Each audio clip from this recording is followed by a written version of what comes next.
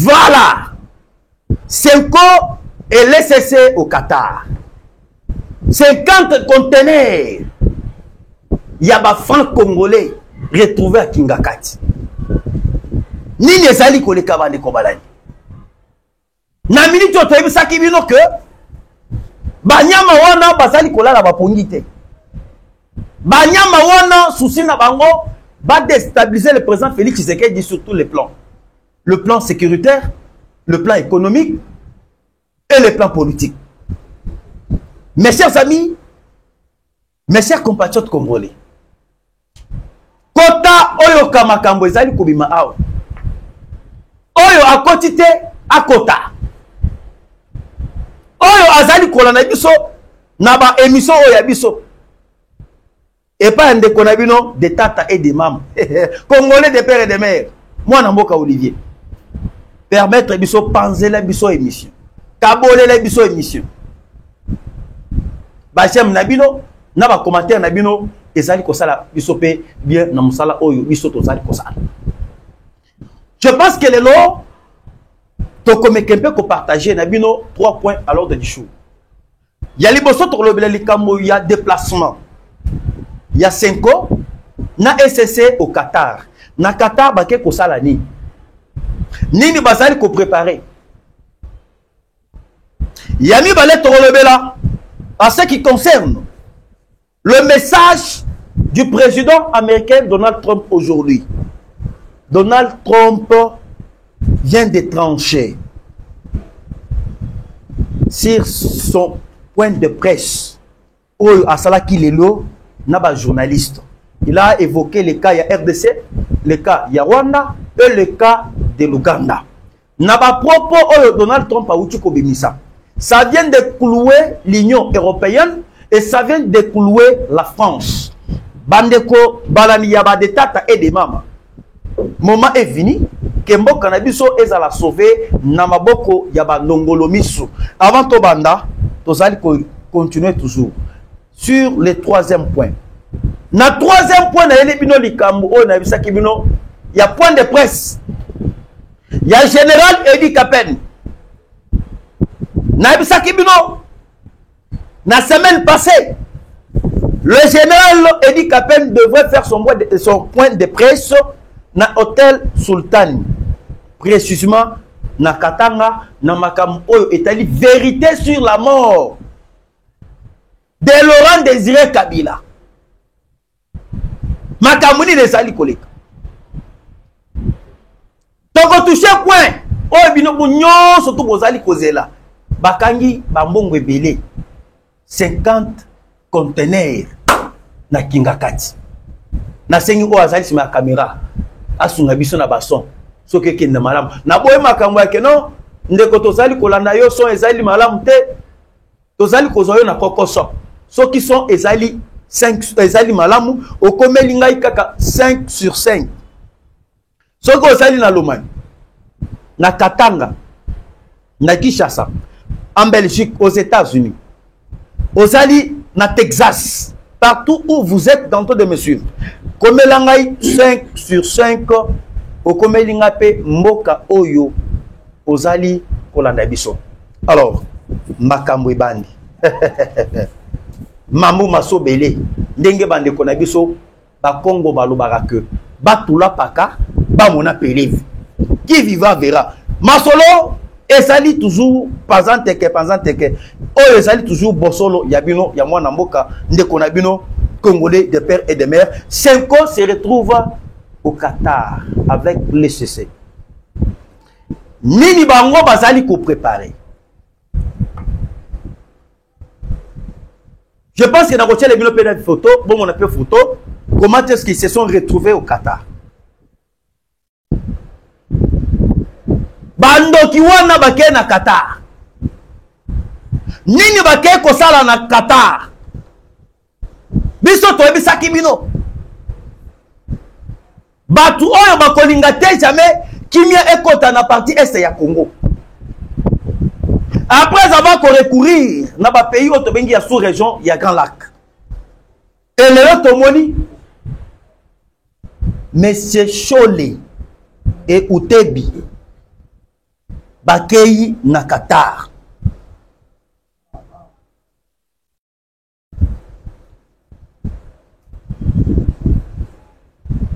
Bandoki baza ebele. Tokomi na suka. Le président Félix Tshisekedi a coincé Paul Kakame. Kakame azali na se ya mabele bakange na kingo. Tokomi na suka ke bitumba esila. Ba siffler et pas arbitre les États-Unis. Et ba komo ya koya ko sala méthode ya koya ko pesa Union européenne beki et ba komo ya na d'une manière ya ko pesa o to bengi Katumbi beki ko pesa Joseph Kabila beki. Makambo nini oyo bango bake koloba kuna na Qatar. Bolanda mes chers amis.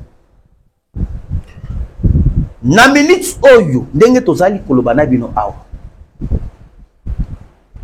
Bando kiwana bake na Qatar, bazali koloba que non, le problème ce n'est pas Paul Kakame, le problème ce n'est pas Kakuta Museveni, mais le problème c'est Félix Tshisekedi. Na terme mususu, tango tozali koyanola makambo oyo, ba prêtre oyo to bengi ba sorcier bake kosala kuna na Qatar. Balingi baloba que likambo oyo bato bazali kokufa na Goma, na Bukavu, c'est le président Félix Tshisekedi. Na terme na bango. Je vais vous amener plus loin. Il faut binobo yeba. Senko est égal à l'Union européenne. Senko azali na carte ya France. Senko bazali na carte ya Katumbi et bazali na carte ya M. Joseph Kabila na M. Corneille Nangaa. Depuis babanda kosala batono na bango ba parcourir na sous-région ya Grand Lac. Est-ce que yo si oyoka Chole a Telemi ou bien à Mongo a Telemi azali ko accuser l'agression rwandaise?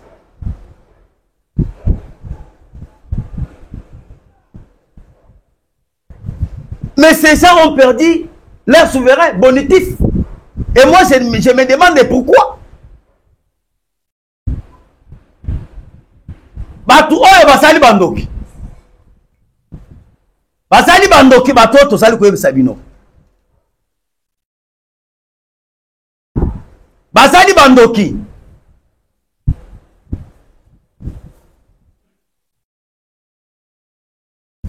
Ils n'observent pas même des deuils. Oyo nanga zali kosala na kati ya Congo. Il ne s'inquiète même pas.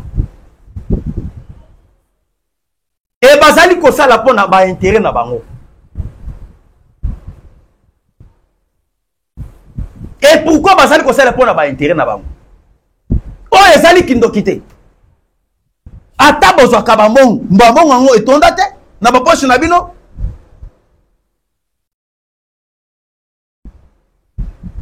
Le politicien insultant les Congolais. Il s'ajoute de qui? Il s'ajoute des Congolais. Bato basali kokufa matin, midi, soir.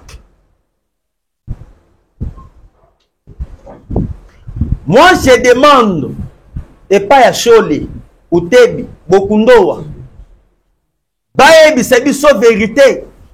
Nambongo Oyo, Kakame a financé Bango. Nambongo Oyo, Kakuta Museveni a financé Bango. Basali tour du monde, comme Djeko Kao l'avait fait. Na tour du monde, oh bango basali. Babandaki kosala na mbongo ya nani?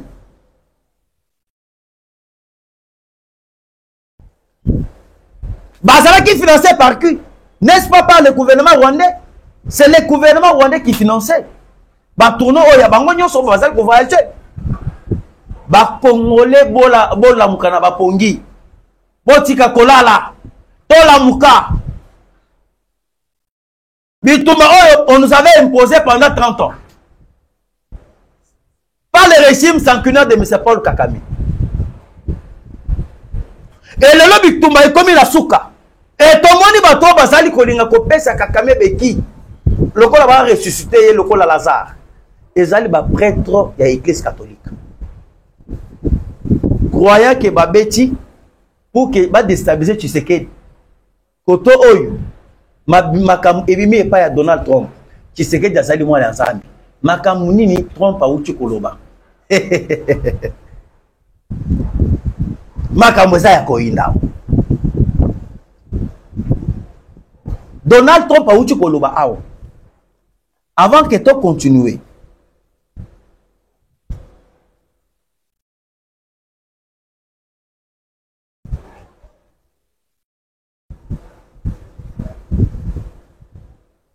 bato basali bandoki botala ndeke ya motema mabe bato bakufeli papa kufi mais bango basali kofanda na matanga te ya papa mais bango kaka politique na politique boyoka makambo menace ko Trump abeti parce que le président du Canada, le ministre des Affaires étrangères ya Qatar ayebisaki bango la vérité.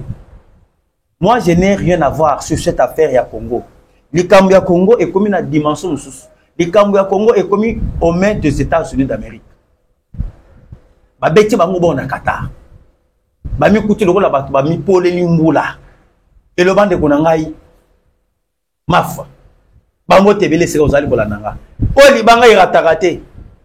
Nayebi ke lelo pena tozali ensemble. Attaque ozali na poto. Libanga ona bwaki epande konanga mafa. Na roza ankola te. Alors siko moyo kama kam oyo Donald Trump awuti koloba awa bande ko balani. Tebisaki bino ke bakoki kosala nyonso. Hein? Bako ese Tshisekedi. Tshisekedi ko simba te. Tshisekedi azali mwana politicien. Naebisa kabino tout le temps et à tout moment. Tata ya Tshisekedi azalaki politicien. Ezalaki lokola un mécanicien. Mécanicien azali na atelier ya ba mécanicien. Ya ba mituka na ba biloko ebele. Soki ozali ko apprendre na atelier. Jamais mécanicien koki ko l'action mécanique koleka mwana na ye. Yo koki ko apprendre après apprendre OK et pas na bino ozongi ba soir. Mais na soir na butu azali ko l'action mwana na ye. Qu'est-ce que je veux vous dire? Tshisekedi azalaki politicien. Ba Fayulu, ba Katumbi, ba Denis Sanga, ba Frank Diong bango nyonso. Ba bandaki ko apprendre politique auprès du président Etienne Tshisekedi Mulumba, personnellement. Mais ba prenaki politique oyote, abandaki ko lakisa mwana na ye na butu bango bazali kokeni. Yoka siko makamu Trump awuti koloba aw. C'est fini pona ba nyangala kata nyonso wana. Tango boko yoka makamu Trump alobi Kleboa boyoka politique ango babotama na yango. Trump s'est exprimé en anglais. Mikolo komi kaka anglais na ba anglais. Ya kosakana te ekotoka pena soki yo yebi anglais te banda ku yokola anglais. Okala mingi te tozolongo na francophonie tokei na anglophone. Ekomi hello ngana bandi déjà na bandi ko yokola déjà hello how are you ngana ebi déjà bandi ona bazali na Angleterre ebele bazali déjà na bapoto lolo mama Régine abandi déjà ko lakisa ngai ba moko très difficile naza na sala na bete na anglais am hungry am hungry ko sala ma segite siko boyo kama kamuto bazali ko loba aw parce que makambo komi ya koyinda aw. Selon Donald Trump, Boyok, il parle en anglais sur l'affaire de la République démocratique du Congo, na Otobengi Qatar, na Otobengi RDC tout consort. Écoutez mes chers amis.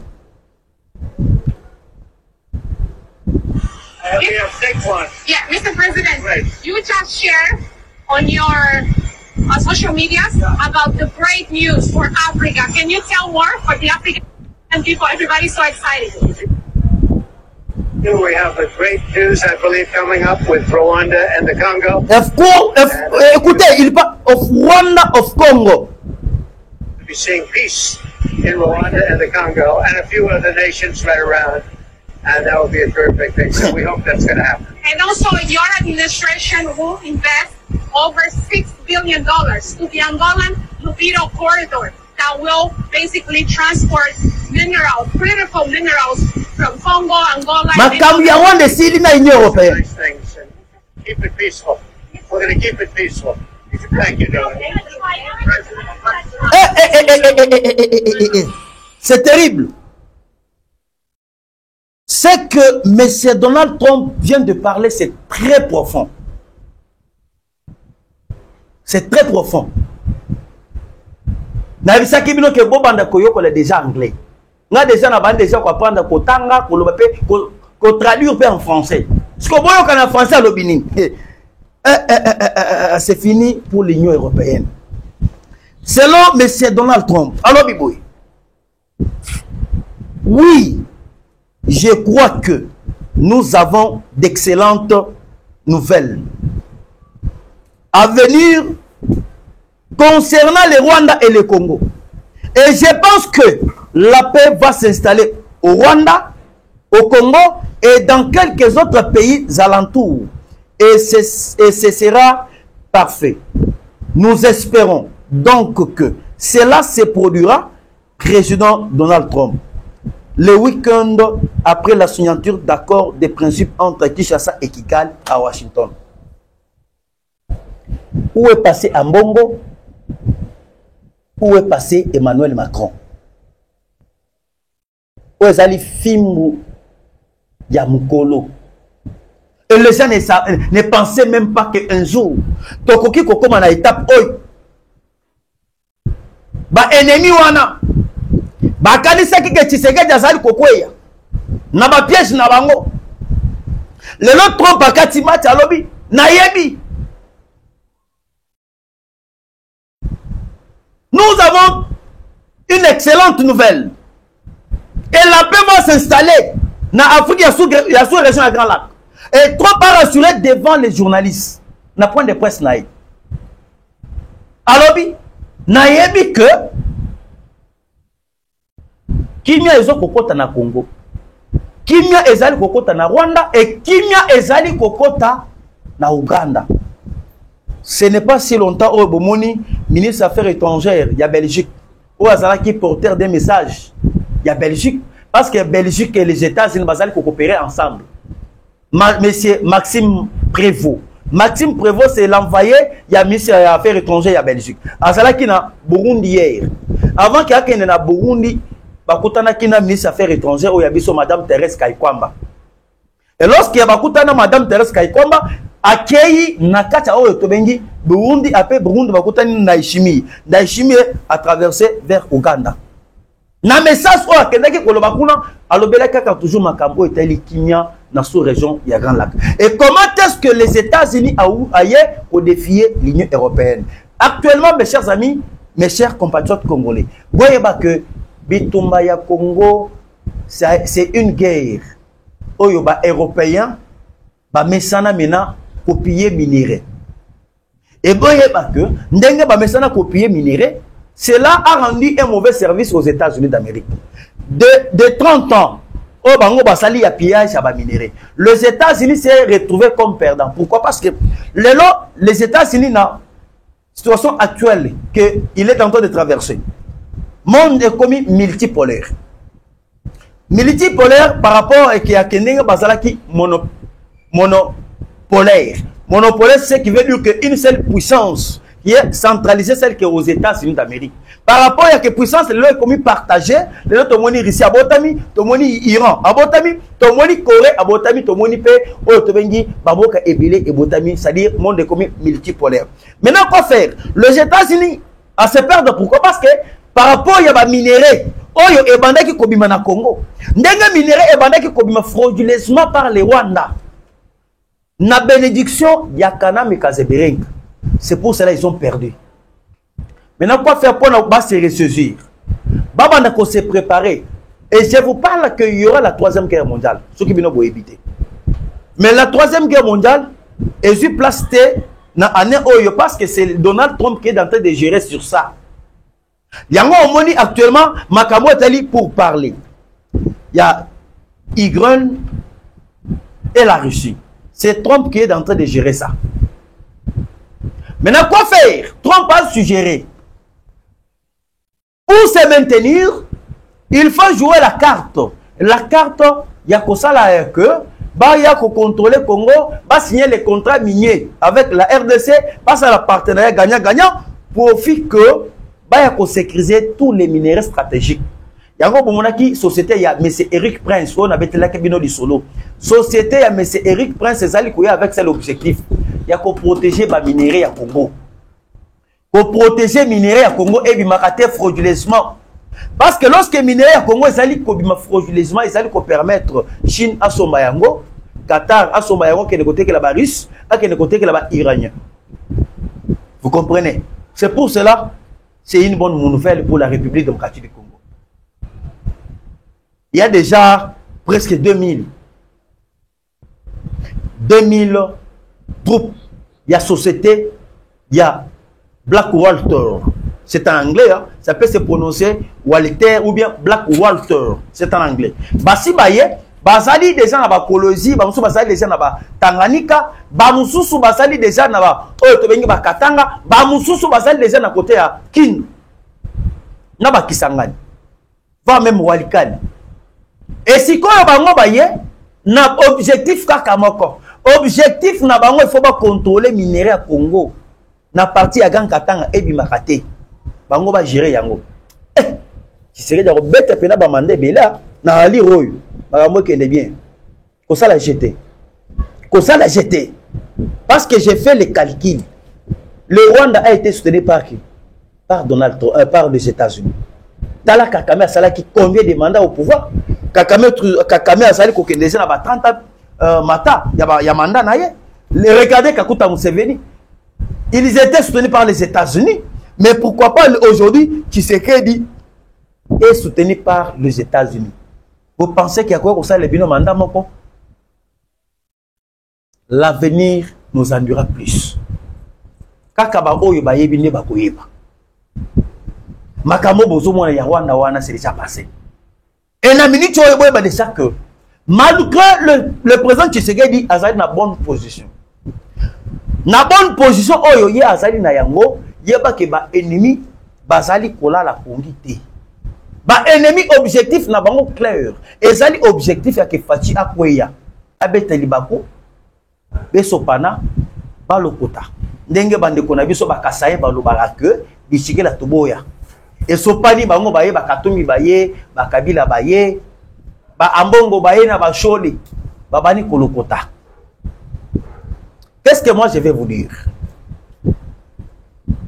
De mettre la kibino li solo, Yamakambo est allé plan monté par Joseph Kabila. Joseph Kabila a sali commenté Bakou du jour et nuit. Et Bakou oyo ye a sali commenté, a sali dans cet objectif. Objectif qui a M. Kana me Kazeberenge.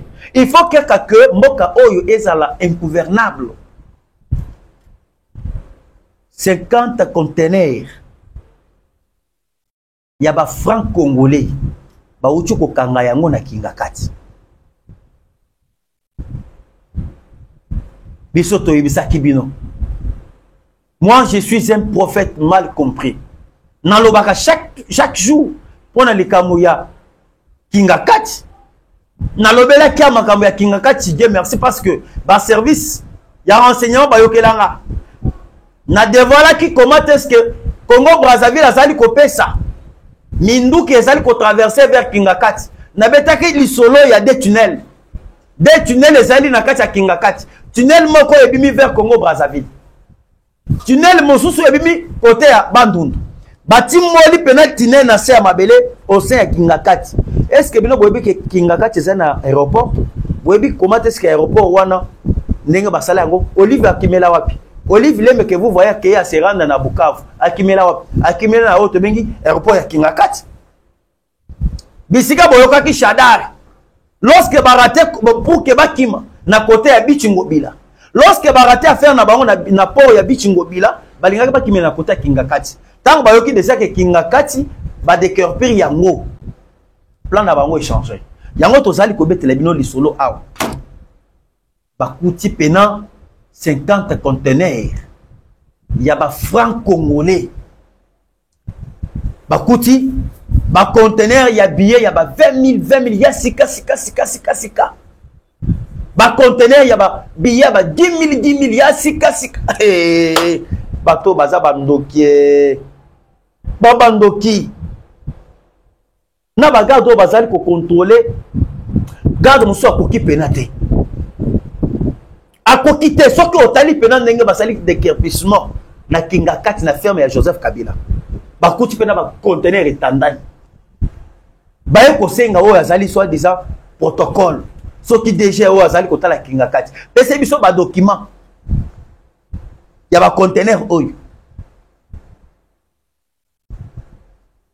apesi document et lorsque baye kolandela na ba document ba conteneur nyonso wana eutaki lo moko eutaki na Dubai lo mususu eutaki na Chine.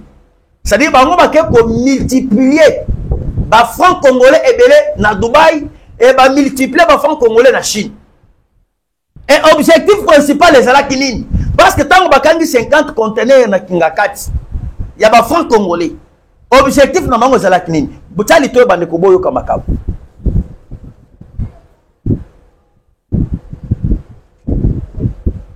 Balazala qui na plan bien conçu avant que Bakoué se Tshisekedi. Baïbi que Tshisekedi azali très populaire, peuple aligné. Comme ba cibla qui déjà ba province moko très stratégique. Province ya Lubumbashi, Kolwezi na Katanga. Na Otobengi, Tanganyika. Va même Kisangani. Presque 7 provinces stratégiques. Oyo balingo balinga ki Bakoué ça. Maintenant, si on va jouer carte, comme Tshisekedi balingé pas ya peuple. Avant que Bisoto Salato monte to betaku oyo, to déstabiliser Grand Katanga. To banda ko sala système babwa ki ba franc congolais, baluki ba cambiste, auto bengi ba bradeur. Ba pesi ba franc congolais, ba bandi komatisa bato ya dollar. Et to ya dollar balinga ki ba imposer. Et lingi elongwa de 28 boyoki pena dollar ezali ko varier de 28 et commis 35. De 35 et commis 40. C'est-à-dire 100 dollars to comment ko changer yango na 400 000 francs congolais. Et des fois comment que match jusqu'à 500 000 100 dollars. Nous sommes pour faire haïr maintenant le président Félix Tshisekedi. Et lorsque le peuple a haïr le président Fachi, bah il va profiter na faiblesse du peuple, va monter coup, Katanga récupérer. Tanganyika récupéré, Kisangani est tombé. Et lorsqu'il est tombé, Mbalamoko va s'imposer et le président Félix Tshisekedi dans état de faiblesse pour qu'il va négocier na bango, pour que le président va respecter le cahier de charge na bango. Mais dans la minute où plan na bango est commis Kabaseli, plan na bango est commis Namai, plan na bango est commis Namai parce que muntu oyo babanda ki ko salela, muntu oyo bango babanda ki ko monter bako, ce n'est pas n'importe qui. Sarabino Batunions o bozali komona wana bazali ba ennemi du peuple.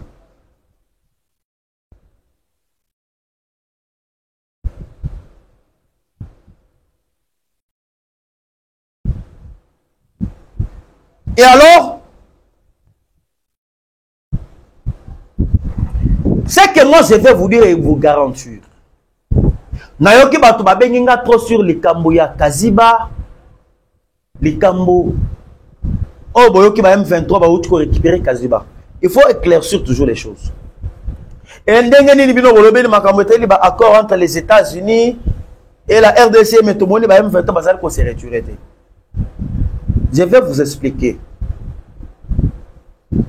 Oh to sala ki aux États-Unis. Et ça qui les accords sur les principes. Nous avons la différence entre l'accord de paix et l'accord de principe. Accord de principe, cela veut dire, et ça, là, moyen à Kotambola. Hein? Moyen à que chaque pays a respecter ma limite. Au cas qu'on avait invoqué 4 cas.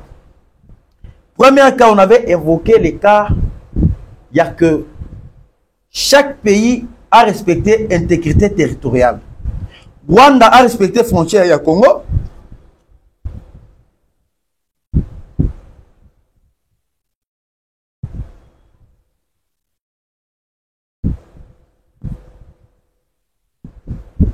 Congo a respecté l'intégrité du Rwanda. C'est-à-dire, chaque frontière est allée respecter. Et à part ça, Makambo est allé Ndelo. Limite Ndelo. On avait aussi invoqué sur les accords de principe. Montignon soit celle côté l'andelo, Montignon ça ko violer à moi et tout consort. Ils ont signé. Maintenant, on attendait maintenant sur l'accord de paix. Parce que l'accord de paix s'est fixé le 2 mai. Le 2 mai 2025. Le 2 mai 2025, dès que Rwanda aye, RDC Baye va signer officiellement pour mettre fin sur ces aventures de M. Paul Kagame. Et néanmoins que Kagame avait rassuré les États-Unis. Avant qu'il soit les 5, à cause de la partout moyen, à l'Ongola, Batunaye, na partie Est, il y a RDC. C'est un peu ça. Alors, mes chers amis, mes chers compatriotes congolais, na minute oyo ndenge tozali koyeb sabino. Il n'y a pas moyen ya ke biso tozonga sima. Congo ezali mabele na biso. Et biso tozali kosenga toujours gouvernement congolais malgré tozali na ba pour parler avec les États-Unis. Et malgré tozali na ba pour parler patati patata de gauche à droite, on est censé toujours ya ko protéger le peuple. Mobiliser la jeunesse congolaise. Va s'enrôler dans l'armée. Va côté dans l'armée et en même temps tozali na plan A, na plan B. Plan A ezali plan il y a négociation, il y a États-Unis d'Amérique. Plan B, tozali ko préparer aussi notre armée na position de force. Au cas où si les rois n'obtempèrent pas, et on va les frapper. Ngana yoki déjà, ba jeune mususu ba kende ko la formation en Israël, ba uti koya. Wana makamwa wana tokolobele yango lobi. Mais avant que to silisa émission, ya biso parce que tozali déjà ko kende na suka ya émission. Tozali kolinga, mes chers amis, to lobela likambu ya général Edi Kapel. Na uti ko betele bino de solo. Comment est-ce que azali ko sala musala na parti à Grand Katanga? Edi Kapel faut sala kaka bongo. Kolembate. Kozonga simate. Na minute on ndenge tozali kolobana bino awo. Le général Edi Kapel azali kosala musala yama sécurité azali kozonga simate to lobele le kamna d'abord ya point de presse après auti ko kanga presque 21 immeubles et 21 résidences ya mama Sifa mama oyo akeneki ko loba keno ya azali mama ya Joseph Kabila yende ya polisi ba Joseph Kabila na ba Zoé Kabila na ba Jeannette Kabila et à part ça auti ko kanga ferme ya munene ya Joseph Kabila na Kundelungu bakangi yango kuna bakuti pe bamindu kebele na ba mallette ya ba document secret o ezalaki kuna na kasha na ferme ya monsieur Moïse Katumbi te bisaki bino na ferme ya Katumbi pour tukuna kolobate jeté tant ozali ko ebisimo que bazalaki na calcul ko déstabiliser sur le plan économique et lorsque ba ko lancer ba franc congolais peuple a ini fachi malamona katanga wana minduki oyo bango babomaki na fatuka Futuka ezali ferme ya Katumbi na Lubumbashi. Minduki ekobima kuna na Kundelungu pe na ferme ya Katumbi et ya Joseph Kabila. Minduki pe ekobima kuna a déclenché guerre.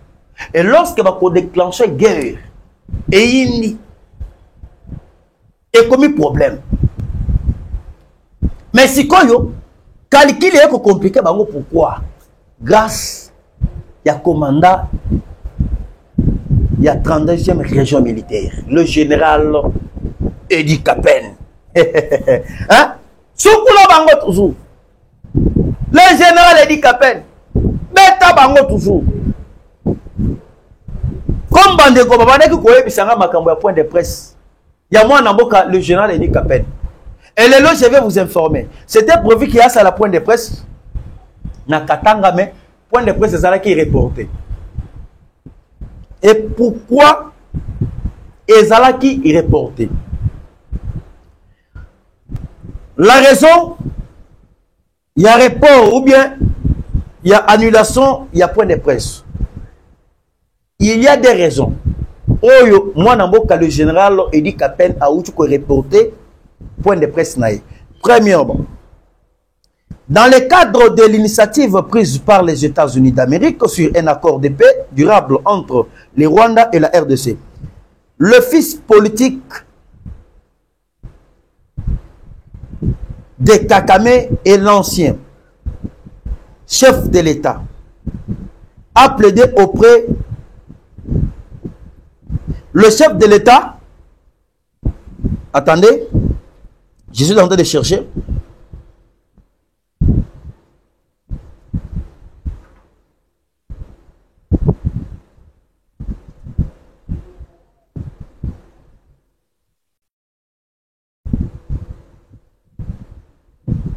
Ok.